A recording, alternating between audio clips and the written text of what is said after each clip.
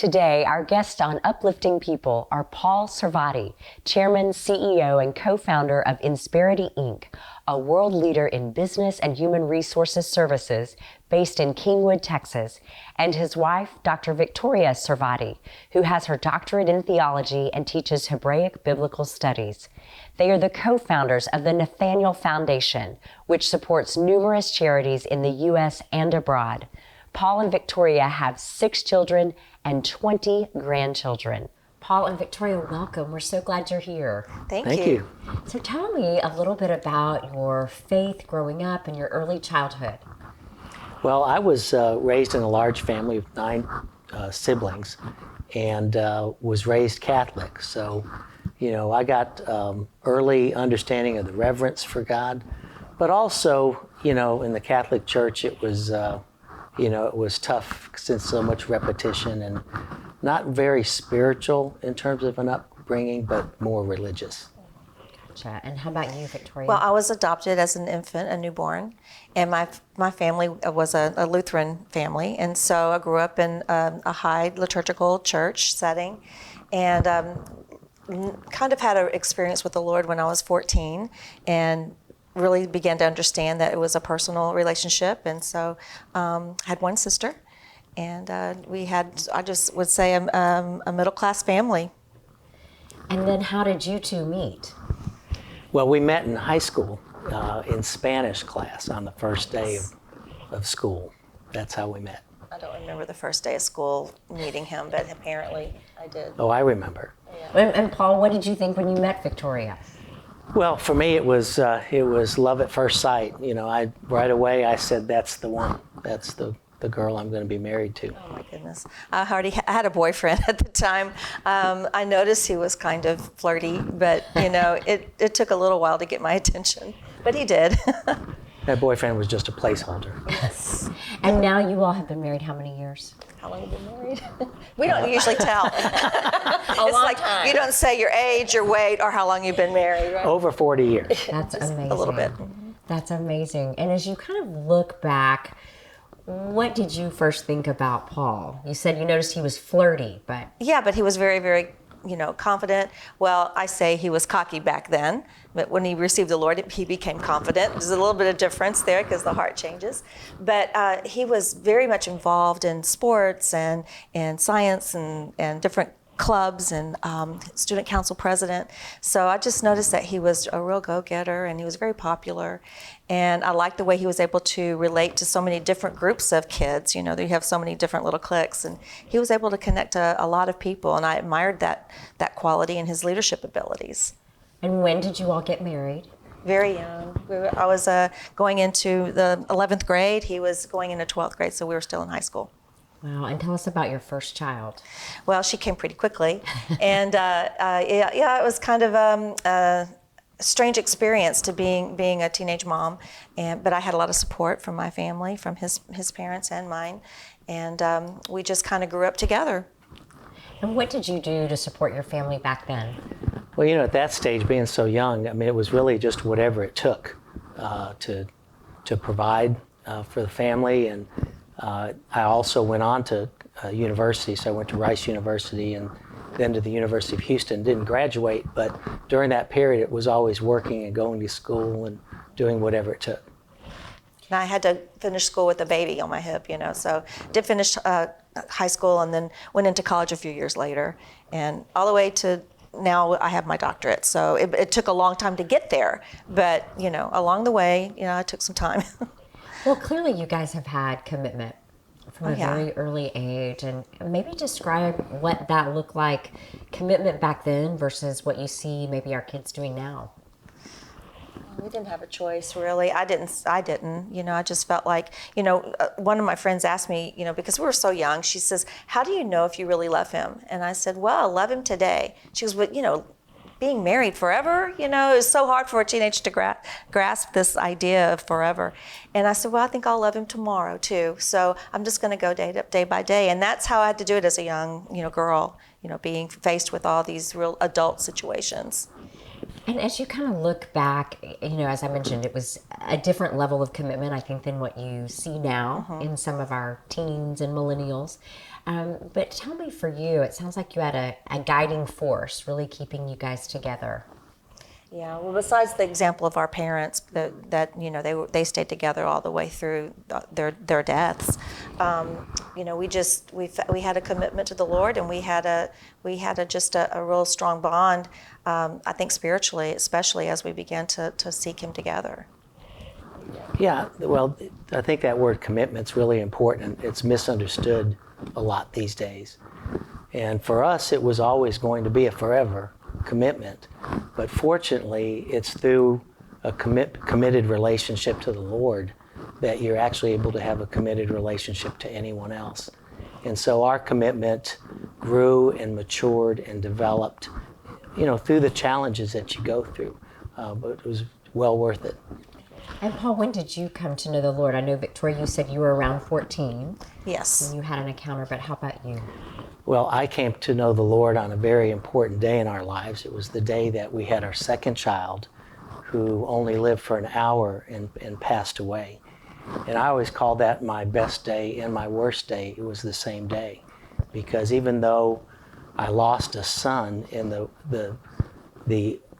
wound that leaves goes on forever, but I also found my Lord and Savior, and that also goes forever. So it was really a special day, and was the transition point in my life. And you mentioned a transition point. Was it like things absolutely changed instantly, or has it been kind of a work in progress? Well, it changed instantly on the inside. It doesn't change your circumstances instantly. And I look at it more as a starting point, a seed of faith, and then the faith has to grow and develop, and putting on the mind of Christ over time, which means getting rid of what's in there and replacing it with the wisdom that comes only from God. Well, stay with us. When we come back, Victoria is going to tell us about her angelic visitor, and we'll hear more from Paul about that day that forever changed his life. We'll be right back. Welcome back to Uplifting People. Today we're here with Paul and Victoria Savardi. And Victoria, tell us about when you were pregnant with your second child. What happened? Well, I was very sick with that pregnancy. It was quite different than the first, which was pretty smooth. But this one, the baby wasn't growing.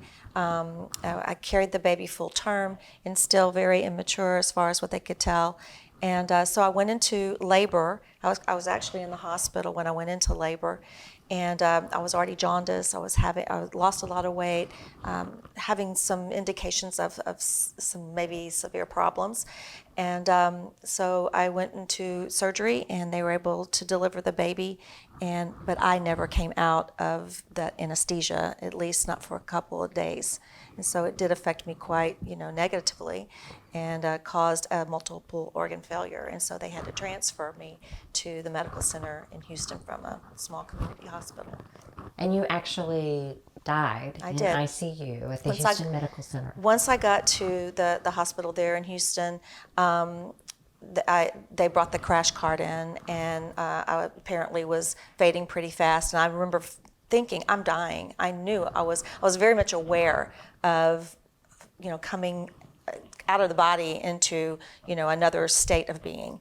And I fell through what I call my own grid or my own cosmos, my own universe. It was like contingent lines of time and space.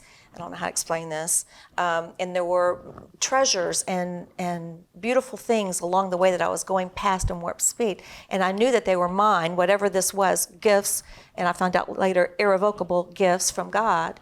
But I knew they were from God. And I wanted so bad to stop and receive all these things that I knew were mine. But I was going so fast through this cosmos of my own universe. And then it tunneled, and I came out, and I was in the intensive care unit at Methodist Hospital looking down at my body, outside of my body. Wow. Wow. And Paul, where were you during all of this, and kind of what were you thinking? Well, it was actually in that ambulance on the way to that hospital that I had an important conversation with the Lord. And I'd always been real confident, and Vicki likes to say cocky rather than confident. But, that was the point at which I said, Lord, I thought I was always in control, and now I see I don't control anything. I'd lost a child that day. I was about to lose my wife. And it was in that ambulance that I said, Lord, I reached out to God, Lord, help me. And that's where I came out of that ambulance with, faith for no reason. I came out and saying she's going to be okay, even though things were really getting worse. Wow. And Victoria, you had a face-to-face encounter with an angel. Yes. As I was looking down at my body, I looked to the right of me, and there was this beautiful angelic being. I could tell it was the form of a entity, but there was so much light coming from him that what was behind the light was obscured, but I knew it was a form. And I began to speak with the angel just by thinking, and he was speaking back to me. It was a very interesting way to communicate. But I said, where do I need to go? And in fact, still being in a coma and not waking up since the baby was born, I should not have known this information. But I said, where is my child? I know that he's in heaven. Can you take me to him? And he says, no, you're going to go back. And all those things that you saw on the way here, you're going to go back in real time and receive all those gifts. And those are gifts of knowledge and wisdom and mysteries of God that you will teach others. That's amazing. And so when you woke up, how many days later was that? I was in intensive care 3 days. Okay. And so a couple days later, I woke up and was pondering these things, but it was, something that, it's just like Mary. She thought about these things in her heart when the angel told her that she was going to have the Messiah. That's kind of where I was too, just pondering them and wondering. And so how did you hear officially about your son? I knew you Well, knew from the angel. Paul tried to tell me, but I would just ignore him. I'd change the subject. And but it was when my milk came in and there was no baby. That's when it hit. And I knew he wasn't there. And you all baptized the son, or tell me about that. So actually in the hospital after the baby passed, one of the nurses happened to be a Lutheran, and so she made arrangements that the baby would be baptized. And one of the things that was communicated to us afterwards was just wanted to let you know that the baby's going to be in heaven because, we made sure it was baptized. And that kind of didn't sit right with us, that, the God we knew, what, you mean if that baby wasn't baptized, what would have happened? So, that was one of the things that kind of prodded us along to investigate further and to think more about. And so through that investigation, where do you guys kind of land? Well, we had friends that were Baptist, and we figured we have some questions about baptism, so why not we ask our Baptist friends? They should know. And so we began to go to their church. We began to realize how important our testimony was and being evangelist, and because we didn't have that in our high liturgical churches that we came from. So that was a new thing for us. And so we were able to learn more and study the Bible more. And then I started learning about the baptism in the Holy Spirit. I wanted that too. And it just went on from there. The more you dig, the more you want of God. Yeah, and you talked about seeing all these great things and knowing they were going to be yours. Did that happen instantly? No, it took time to receive all. This is God's wisdom. It's His knowledge. It's understanding. You have to dig for it. And as you study, the revelation just kind of comes to you. It just comes out, and you understand by the Spirit. It's God's gift. And so He's gifted me to be a teacher, and I believe that's from that point when He told me, you're going to go back and you're going to teach others. So when she came out of the anesthesia, and of course I was waiting to speak to her, to talk to her and talk about what we've gone through. But the first thing she said is, we have to acquire more wisdom and help more people. That was the first thing out of her mouth, and I'm like, didn't know where that was coming from, but that's kind of what's happened ever since. And we're going to take a break, but when we come back, we're going to hear how Paul has actually built one of America's leading human resources corporations. And he's going to share a little bit with us how that cocky went from confident in the Lord. Stay with us. Welcome back to Uplifting People. Paul, regarding your business, tell us about the life-changing epiphany you had when you were 29 years old. Well, when I was 29, we'd gone through some pretty difficult financial times. And I have the entrepreneurial bug, so I'd started several businesses, some that did well, but also I had some that really crashed and burned. And even though you learn a lot more from those, it also hurts a lot more. And so I was at a real low point in feeling worthy or feeling like I could do anything. But that's a time when God can really do something with you. And I was at a point in my life when I didn't want to move to the left nor to the right, but be in the center of His will.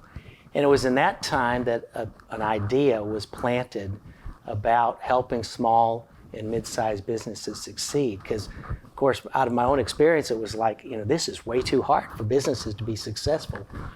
What can we do to build a support system to help businesses improve the success equation, both the likelihood of success and the degree? And so we came up with an approach to outsource the human resource function and created a legal construct called co-employment. And out of that started a company that's had a very amazing run, all the way from 2 desks and a phone and a little office to about a $4 billion publicly traded company on the New York Stock Exchange. And all because of that wisdom from God, praying for wisdom, which He says He'll give freely without finding fault, which always amazes me. But asking God for wisdom and then walking that out every day. Wow. And so tell us more about that company that you co-founded. What's the name? And well, it's called Insperity, and it was designed for small and mid-sized companies. And we literally provide business services, including running the payroll and providing benefits, but more importantly, coming right alongside with the small and mid-sized business owner and helping them develop an effective people strategy. Because if you get the people part right, the rest of the business really works. And so that's what we're all about, and we've really been able to help businesses succeed.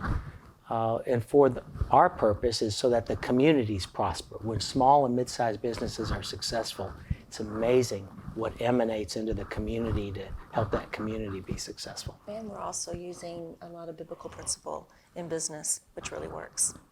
so do you find yourself getting to do ministry while at work? Well, my point of view is your ministry is wherever God places you. And so in terms of our business, I call it faith at work, just a little play on words, but you should live out your faith in whatever you're doing day in and day out. In my case, I feel called to be there every day. I'm working as to the Lord every day, and as long as He keeps calling me there, I'll keep doing it. And while He's working on business, you're working on things that the Lord's called you to. And so you have had multiple experiences with many denominations, and that's really led you to do kind of teachings from the first century church. Well, I mentioned a while ago, we came from the Lutheranism and Catholicism, high liturgical, reverent churches, but we didn't understand the evangelical aspect, or we didn't understand the charismatic aspect. And so we went through these different denominations, grabbing these wonderful gems of understanding as we went along. And then as we read the Bible, we also kind of landed on Leviticus 23 that talks about these feasts of the Lord. And I asked my pastor's wife, why don't we do these feasts of the Lord? And she kind of gave me an answer that, well, those are for the Jews, we have ours. And I just wanted to know more about these things, because this was, my Bible and my God too. And so we were actually moving, and the new church we were going to was offering a Messianic Passover dinner with a Messianic rabbi, and I was so excited. And from there, we just loved this new aspect of our faith, because we understood that it was the first century genesis of where it all started.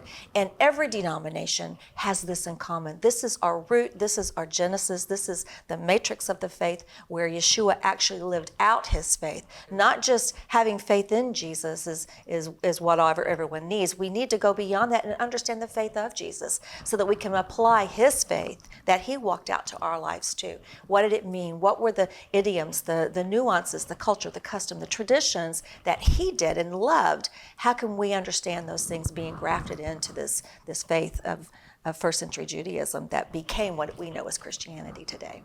Well, and you're clearly passionate about this teaching, which is amazing. And then you also started the Bethany Center. Right. So tell us what that is. Well, in Houston, we have the Nathaniel Center, and it's a performing arts center, but within it we have several ministries that call it home. And here in the Dallas area, we have the Bethany Center.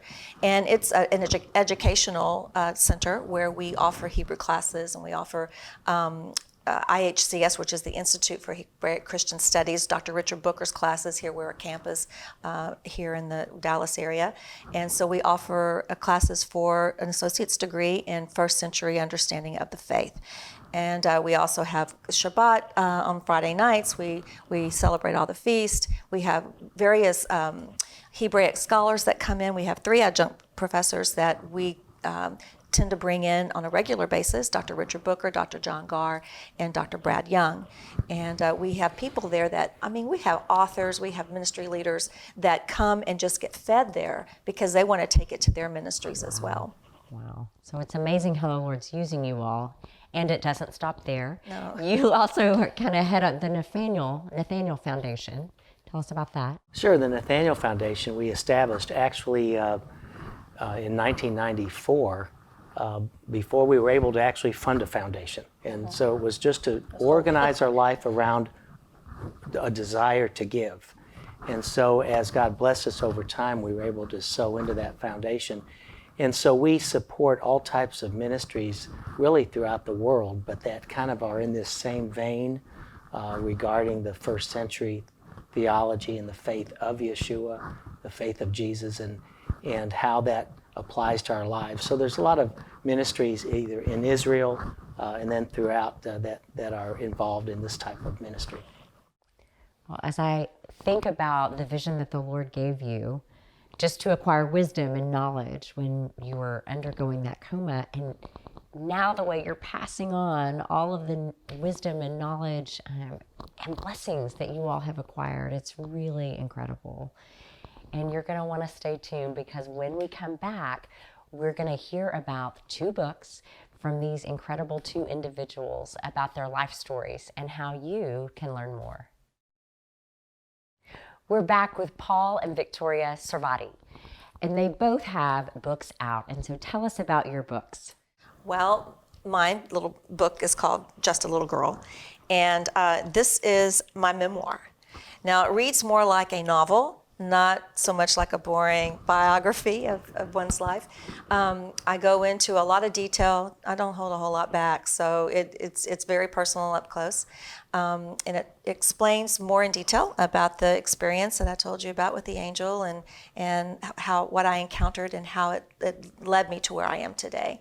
And goes into our family, and we actually talk about those early days and even how God has brought us to where we are now financially and with our family and what we've done, and we just give him all the glory, and this book actually does that. He's been wonderful for us. We'll have to check that out. And how about your book, Paul? Well, she's being kind of modest because her book makes people cry all the time. You know? Yes, I know. And people find great things in there to connect and to advance their walk with God. I also have a book. It's called Take Care of Your People. And I'm definitely the second best author in the family and happy to be in that position. But this book is a business book, and it's really a conversation between me and other entrepreneurs, small and mid-sized business owners, about how to get the people part of your business right. And I always say, having a good people strategy isn't rocket science. It makes sense to take care of your people. But actually, if it were rocket science, that'd be a lot easier because rocket science always works the same way. It's math and it's physics. But in the people side of your business, it's actually behavioral science. And because we're complex and complicated, getting the people part isn't that easy. But I try to lay out a roadmap for entrepreneurs to follow. That's amazing. And nobody's cried about reading your book. Just me. Maybe in writing it. Definitely. Check out their books, Take Care of Your People and Just a Little Girl, at Amazon and where other books are sold. And if you want to get in touch with them, paulsavardi.com and victoriasarvadi.com. Thank you for joining us today on Uplifting People.